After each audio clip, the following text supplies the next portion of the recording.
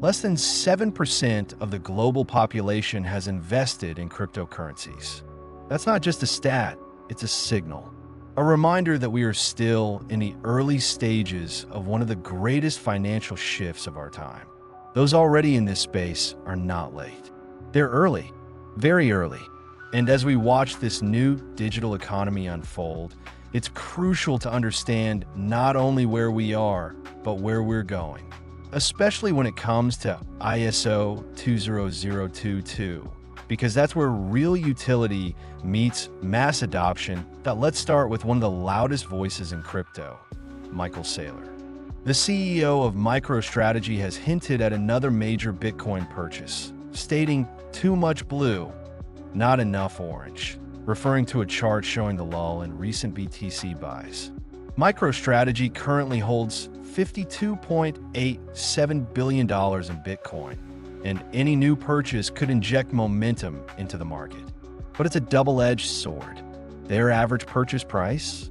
Around $67,000. If Bitcoin drops below that, they could be forced to liquidate.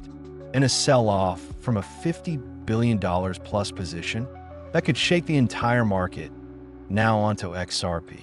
The recently launched Ethereum ETF has already allocated $67 million in XRP, showing clear institutional interest. And that's just one fund.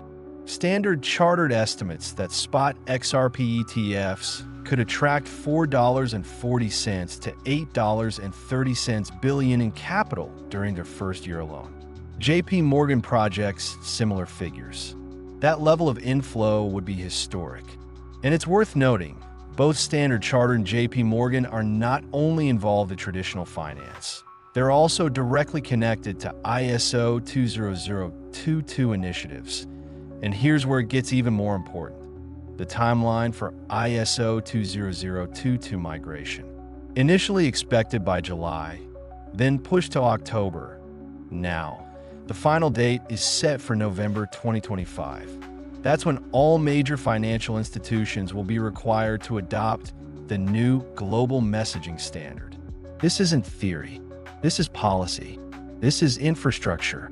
ISO 20022 is designed to enable real-time, cross-border, interoperable payments, and only a handful of crypto projects meet its standards.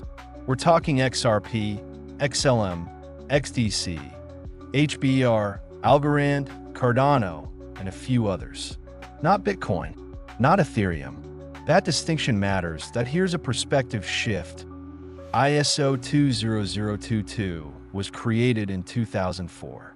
It's taken over 2 decades for the global financial system to transition to this standard. 2 decades of testing, refining, and building. That's why a delay to November 2025 isn't a setback. It's simply part of the scale of the transformation. And this long-term vision is where XRP fits in, not as a speculative asset, but as a foundational tool for global finance. Now take this in. Less than 7% of the world's population has ever invested in crypto.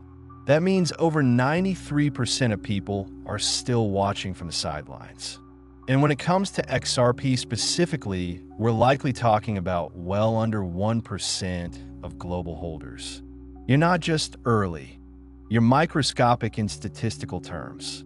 But being this early comes with a responsibility, understanding the vision, not just the volatility, that we're witnessing a fundamental shift from fragmented, siloed banking networks to seamless, real-time settlement.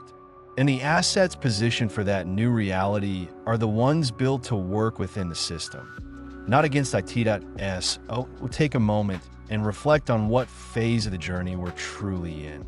Adoption is low. Regulation is still forming. But the rails are being built. The institutions are moving. And the door is still open. For now, if this resonated with you, share your thoughts below. What do you see XRP 1 year from now? Or 5? Let's keep the conversation going.